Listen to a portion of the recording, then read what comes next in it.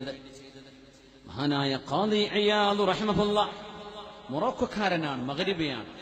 ലൗലാ ഇയാദ് ലമാ ഉരിഫൽ മഗ്രിബ് ലൗല ശിഫാ ലമാ ഉരിഫൽ മുസ്തഫ എന്ന് അലിമീങ്ങളുടെ ഇടയിൽ ഒരു വാക്ക് തന്നെ ഉണ്ട്. ഖാദി ഇയാദ് റഹിമഹുല്ലാഹ് ഇല്ലായിരുന്നെങ്കിൽ മൊറോക്കോ എന്ന നാട് അറിയപ്പെടുമായിരുന്നില്ല. ലൗല ശിഫാ ലമാ ഉരിഫൽ മുസ്തഫ, ഹബീബിനെ പരിചയപ്പെടുത്തി എഴുതിയ കിതാബാണ് ശിഫാ. ശിഫാ ഇല്ലായിരുന്നുവെങ്കിൽ മുസ്തഫായ നബി തങ്ങൾ അറിയാൻ കഴിയുമായിരുന്നില്ല. ഇച്ചിരി മുബാലഗത്തുണ്ട് എന്നാലും പറയാറുണ്ട്. ലൗലാ ഇയാദ് ലമാ ഉരിഫൽ മഗ്രിബ്. മഹാനവറുകൾ കൂഫയിലേക്ക് യാത്ര ചെയ്യുന്നു. കൂഫ എവിടെയാ? കൂഫ ഏഷ്യയിലാണ്. മൊറോക്കോ എവിടെയാണ്? മൊറോക്കോ കിടക്കുന്നത് ആഫ്രിക്കയിലാണ്. മൊറോക്കോയിൽ നിന്ന് 3/4 മണിക്കൂർ സ്പീഡ് ബോട്ടിൽ യാത്ര ചെയ്താൽ സ്ട്രെയ്റ്റ് ഓഫ് ജിബ്രാൾട്ടർ മുറിച്ചു കടന്നാൽ പിന്നെ സ്പെയിനാണ്. മെഡിറ്ററേനിയൻ കടലിന്റെ അപ്പുറം ഒരു ചെറിയ കടലെടുക്ക്, അതാണ് ജബൽ ത്വാരിഖ്. ജബൽ ത്വാരിഖ് ആണ് ഇംഗ്ലീഷുകാരന് പറയാൻ കിട്ടാതെ വന്നപ്പോ ജിബ്രാൾട്ടറായി മാറിയത്. ഇപ്പോ ജിബ്രാൾട്ടർ കടലെടുക്കാണ്, അത് ജബൽ ത്വാരിഖാണ്. ത്വാരിഖ് ബിൻ സിയാദ് റഹിമഹുല്ലാഹ് ഇസ്ലാമിന്റെ പ്രബോധനവുമായി കടന്നു ചെന്ന് യൂറോപ്പിലേക്ക് കടന്ന ഭാഗമാണത്, ജബൽ ത്വാരിഖ്. ജിബ്രാൾട്ടർ മാപ്പിലൊക്കെ നോക്കിയാൽ Gibraltar, the strait of Gibraltar. മഗ്രിബിയാണ് ഖാദി ഇയാദ്. മഹാനവറുകളാണ് ഒരു കാര്യം പറഞ്ഞത്. അല്ലാഹുവിന്റെ റസൂൽ സ്വല്ലല്ലാഹു അലൈഹി വസല്ലമ തങ്ങൾ അന്ത്യവിശ്രമം ചെയ്ത് കിടക്കുന്ന റൗദയിലെ പരിശുദ്ധമായ മണ്ണാണ് അഫ്ളലു ബിഖാഇൽ അർള്, അല്ലാഹുവിന്റെ ഭൂമിയിലെ ഏറ്റവും ശ്രേഷ്ഠമായ മണ്ണ് മുത്തനബി തങ്ങൾ കിടക്കുന്ന മണ്ണാണ്. ബിഇജ്മാഇൽ ഉലമാ, അത് ആലിമീങ്ങളുടെ ഇജ്മാ ആണെന്ന് ലോകത്തെ പഠിപ്പിച്ചത് ഖാദി ഇയാദ് റഹിമഹുല്ലാഹ്. ഹബീബിന്റെ മുഹിബ്ബായിരുന്നു സ്വല്ലല്ലാഹു അലൈഹി വസല്ലം. ഇൽമ പഠിക്കാൻ വേണ്ടി പോകുന്നു കൂഫയിലേക്ക്. കൂഫയിൽ പോവേണമെങ്കിൽ മൊറോക്കോയിൽ നിന്ന് അൾജീരിയ വഴി, ലിബിയ വഴി, ഈജിപ്ത് വഴി, സീനാ മരുഭൂമിയും കടന്നിട്ട്, ഫലസ്തീനും കടന്നിട്ട്, ജോർഡാനും കടന്നിട്ട്, സിറിയയുടെ ഒരു ഭാഗത്തുകൂടെ കടന്നു വേണം ഇറാഖിലെത്താൻ. എത്രയാണ് ആ യാത്രയൊക്കെ? എന്തിനു പോകുന്നറിയോ? 40 ഹദീസ് അറിയുന്നൊരു ആലിമുണ്ടവിടെ. ആ 40 ഹദീസ് പഠിക്കാനാണ്. സുബ്ഹാനല്ലാഹ്, 40 വേളുണ്ടെന്ന് പറഞ്ഞാൽ നമ്മൾ പോവോ? 40 കിലോമീറ്റർ യാത്ര ചെയ്തിട്ട് നമ്മൾ പോവോ? അതൊക്കെ ദൂരല്ലേ എന്ന് പറയാം. ഈ നേരത്തെ ഇപ്പൊ ട്രാഫിക്കും റോഡിലെ കുഴിയും മഴയും ഇതൊക്കെ ആലോചിച്ചിട്ട് എങ്ങനെയാ നമ്മളിങ്ങനെ പരമാവധി നമ്മുടെ മുമ്പിലേക്കാണ് വന്നാ വേണമെങ്കിൽ എടുത്തോളാം, അതാ നമ്മൾ പറയുന്നത് അല്ലേ? അത്രയും ഇൽമിന്റെ മൂല്യം നമ്മൾ കളഞ്ഞു കുളിക്കുകയാണോ? സുബ്ഹാനല്ലാഹ്. വിജ്ഞാനദാഹികളുണ്ട്, ഒരുപാട് യാത്ര ചെയ്യുന്നവരുണ്ട് ഇൽമിന് വേണ്ടിയിട്ട്. കൂഫയിലേക്ക് യാത്ര ചെയ്ത് ചെല്ലുന്നത് സുലൈമാൻ ബിൻ മിഹ്റാൻ അൽ അഅ്മശ് റഹിമഹുല്ലാഹയെ കാണാനാണ്. ഇമാം അഅ്മശ് എന്നവരെ കാണാനാണ് കൂഫയിലേക്ക് പോകുന്നത്. അപ്പൊ ആ സമയത്ത് അന്നത്തെ ചില പണ്ഡിതന്മാരുടെ ചില കളികൾ ഇഷ്ടപ്പെടാത്തത് കൊണ്ട് ഇമാം അഅ്മശ് എന്നവരെ ഹദീസിന്റെ ദർസോടെ നിർത്തിവെച്ചിരിക്കാൻ, ഇനി ആർക്കും ഹദീസ് ഞാൻ പറഞ്ഞു തരുന്നില്ലെന്ന് പറഞ്ഞ് അന്നത്തെ മുതഅല്ലിമീങ്ങളോട് പിണങ്ങി നിൽക്കുന്ന നേരത്താണ് മൊറോക്കോയിൽ നിന്ന് മഹാനായ ഖാദി ഇയാദ് എന്നവരെ, മഹാനായ ഇമാം അഅ്മശിനെ കാണാൻ കൂഫയിലെത്തുന്നത്. അവിടെ എത്തിയപ്പോഴാ ദർസൊന്നുമില്ല എന്ന് പറയുന്നത്. സുബ്ഹാനല്ലാഹ്, ഞാൻ ഈ യാത്ര മുഴുവൻ ചെയ്തത് അഅ്മശ് എന്നവരുടെ ഹദീസ് പഠിക്കാൻ. നഷ്ടായോ? എത്രയായിരം കിലോമീറ്റർ? ഒന്ന് മിനിമം ഒരു 3000 കിലോമീറ്റർ എങ്കിലും വരും. ബൈ ലാൻഡാണ് വരുന്നത്, ഫ്ലൈറ്റ് ഒന്നുമില്ലല്ലോ. അല്ലെങ്കിൽ കടൽ കടന്ന് യൂറോപ്പ് കഴിഞ്ഞ് ഇറ്റലി കഴിഞ്ഞ് അങ്ങനെ തുർക്കിയുടെ ഓരത്തേക്ക് വീണ്ടും കപ്പൽ കടന്ന് തുർക്കി വഴി വേണം ഇറാഖിലേക്ക് എത്താൻ. പക്ഷേ ഇമാം ഖാദി ഇയാദ് റഹിമഹുല്ലാഹ് കരമാർഗം ആയിരക്കണക്കിന് കിലോമീറ്റർ യാത്ര ചെയ്ത് 40 ഹദീസാണുള്ളത് അറിഞ്ഞത്. അത് കിട്ടാനായി പോകുന്നത് 40 ഹദീസ് ഷെയ്ഖിൽ നിന്ന് കേട്ടുപഠിക്കാൻ. അങ്ങനെ നമുക്ക് ഹദീസുകൾ ഉണ്ടായത് എന്ന് പറയാൻ ദഈഫാണല്ലേ? ദഈഫായ ഹദീസൻ തന്നെയും സമാഹരിക്കാനും അത് ദഈഫാണെന്ന് കണ്ടെത്തുവാനും ആ ഇൽമ നഷ്ടപ്പെടാതെ അത് സൂക്ഷിക്കപ്പെടാനും എത്രയധികം ശ്രമങ്ങൾ, എത്ര ആളുകളുടെ അധ്വാനങ്ങൾ നടന്നിട്ടുണ്ടെന്നാണ്. ദഈഫൊന്നും മൗദൂഅ അല്ലല്ലോ. ഫളായിലുൽ അമാലിലും മറ്റും ഉപയോഗിക്കാൻ പറ്റുന്ന വിഷയങ്ങൾ, മുഖവ്വിയാത്ത് വേറെ വഴിക്കുണ്ടെങ്കിൽ തെളിവുകൾക്ക് വരെ ഉദ്ധരിക്കാൻ പറ്റുന്ന വിഷയങ്ങൾ. പക്ഷേ നമ്മളങ്ങ് തള്ളിക്കളയും. ഇതൊക്കെ എത്ര വലിയ സേവനമാണ്. ഇമാം അഅ്മശ് എന്നവരെ ഹദീസ് പറയുന്നില്ലെന്ന് കേട്ടപ്പോൾ സങ്കടപ്പെട്ട് ഇമാം അഅ്മശ് എന്നവരുടെ വീടിന്റെ വാതിൽക്കൽ ചെന്ന് പറഞ്ഞു. അവിടെയുള്ള ഒരു വേലക്കാരി പെണ്ണിനോട്, അടിമ സ്ത്രീയായിരുന്നു, ഒന്ന് പറയണം, ഞാൻ അഅ്മശ് എന്നവരെ കാണാൻ വന്നതാണ്, എനിക്ക് ഇൽമ പഠിക്കണം, കുറച്ച് ഹദീസ് കേൾക്കണം, അത് കേട്ടാൽ ഞാൻ തിരിച്ചു പോകും എന്റെ നാട്ടിലേക്ക്. നിങ്ങൾ എവിടെന്നാ? ഞാൻ ആഫ്രിക്കയിൽ നിന്നാ വരുന്നത്. ആഫ്രിക്കയിൽ എവിടെയാ? ഞാൻ മഗ്രിബിലാണ്, മൊറോക്കോയിലാണ്. മഗ്രിബ്, മൊറോക്കോക്ക് അറബിയിൽ പറയുന്ന പേര് മഗ്രിബ് എന്നാണ്.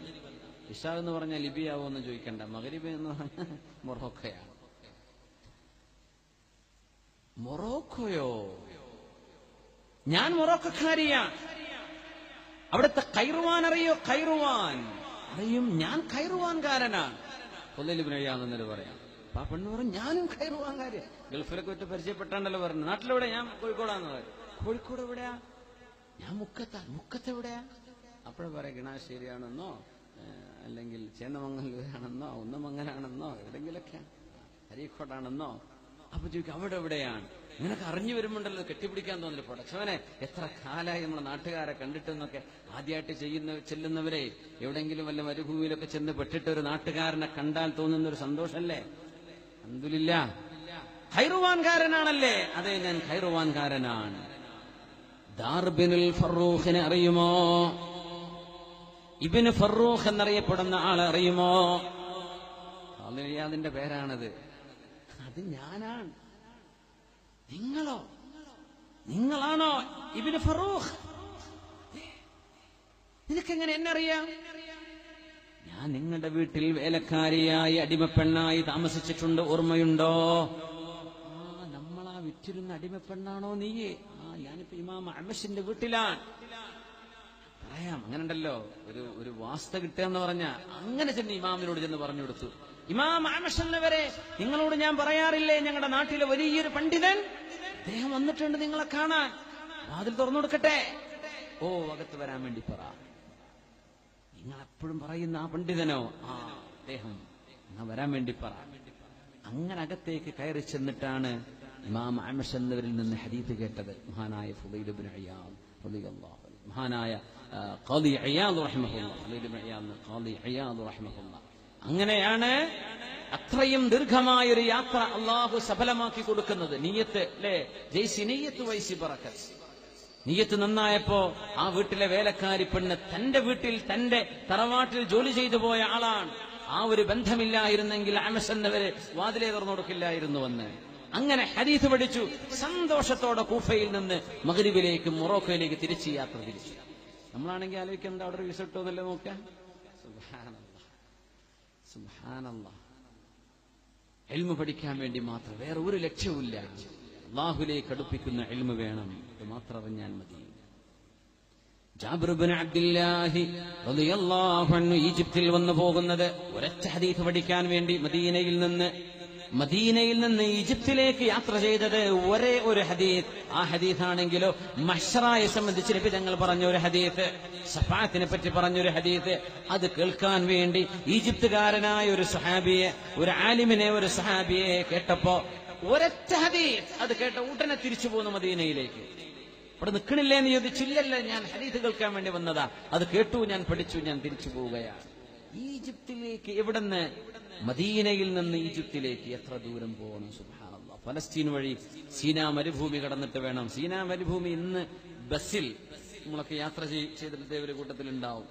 നല്ല മെഴ്സിഡസ് ബെൻസ് ബസ്സിൽ അല്ലെങ്കിൽ വോൾവോ ബസ്സിൽ 13-14 മണിക്കൂർ മരുഭൂമിയിൽ യാത്ര ചെയ്താൽ ആ സീനാ മരുഭൂമി മാത്രം മുറിച്ചടക്കാൻ പറ്റുന്നുള്ളൂ. സുബ്ഹാനല്ലാഹ്. ഇതൊക്കെ യാത്ര ചെയ്തിട്ട് വേണം ഇവർക്ക് ഈജിപ്തിലേക്ക് എത്താൻ. എന്തിന്? ഒരു ഹദീസ്, ഒരൊറ്റ ഹദീസ്. അങ്ങനെ ഒരു സേവനം അവർ ചെയ്തില്ലായിരുന്നുവെങ്കിൽ അല്ലാഹുവിന്റെ ദീനിന്റെ ഹിഫ്ള് ലോകത്ത് എങ്ങനെ നടക്കും? ഇന്നാ നഹ്നു നസ്സൽനാ الذിക്റ വഇന്നാ ലഹു ലഹാഫിളൂൻ.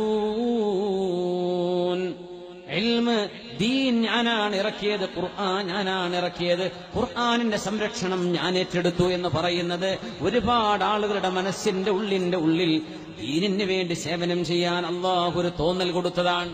ഓരോരുത്തർക്കും തോന്നാൻ, ഞാൻ എന്തിനാണിപ്പോ, എനിക്ക് തോന്നാന്ന് വിചാരിക്കാം, ഞാൻ എന്തിനാ യാത്ര ചെയ്ത് വരുന്നത്, എന്തിനിപ്പോ നമ്മൾ കുട്ടികളെ മക്കളെ കണ്ട് അവിടെ അബുദാബി ഇരുന്നാൽ പോരെ, എന്തിനിപ്പോ ഇങ്ങോട്ട് വരുന്നു, എന്തിനീ ഒട്ടപ്പാച്ചില്, പിന്നെ കുറെ ചീത്തവിളികളും കുറെ കളിയാക്കലും, എന്തിനാ അവനാന്റെ പണിയൊക്കെ ഇരുന്നാൽ പോരെ എന്ന് എനിക്ക് തോന്നിയാൽ അത് എനിക്ക് തോന്നുന്ന നഷ്ടം. അള്ളാഹുവിന്റെ ദീൻ ഇവിടെ വേറെ വഴിക്ക് അള്ളാഹു അതിനാളുകളെ റബ്ബ് തആല ലോകത്തിറക്കിക്കൊണ്ടിരിക്കുകയാണ്.